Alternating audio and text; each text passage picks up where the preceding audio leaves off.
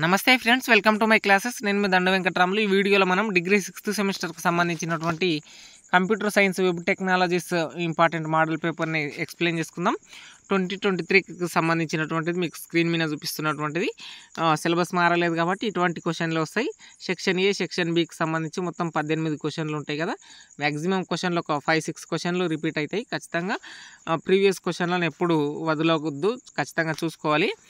Web టెక్నాలజీస్కి సంబంధించి section ఏకి సంబంధించి how to choose right image format ఇటువంటి క్వశ్చన్లు ఉన్నాయి కదా. డిఓఎం 5th క్వశ్చన్, హెచ్ఎంఎల్ అనేటటువంటి 7th క్వశ్చన్, హెచ్టిటిపి అనేటటువంటి రిక్వెస్ట్ ఆబ్జెక్ట్స్ అనేటటువంటి 8th క్వశ్చన్. ఇవి చాలాసార్లు రిపీట్ అయినటువంటి క్వశ్చన్లు, గుర్తుంచుకోండి. జావా స్క్రిప్ట్ లైబ్రరీస్ అనేటటువంటిది కూడా 6th క్వశ్చన్ కూడా అట్లాంటి క్వశ్చనే. ఇక సెక్షన్ బికి సంబంధించినటువంటి క్వశ్చన్లు చూడండి.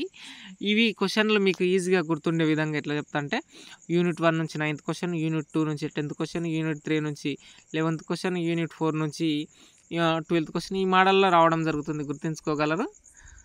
మీరు వీటికి సంబంధించినటువంటివి స్క్రీన్ షాట్ అయినా తీసుకోండి. టెలిగ్రామ్ ఛానల్ అయినా కూడా ఉంటాయి, చూడడానికి ప్రయత్నం చేయండి. వీటికి సంబంధించినటువంటి డాక్యుమెంట్స్కి సంబంధించినటువంటిది టెలిగ్రామ్ ఛానల్లో ఉంటుంది, తీసుకొని చదువుకోవడానికి ప్రయత్నం చేయండి.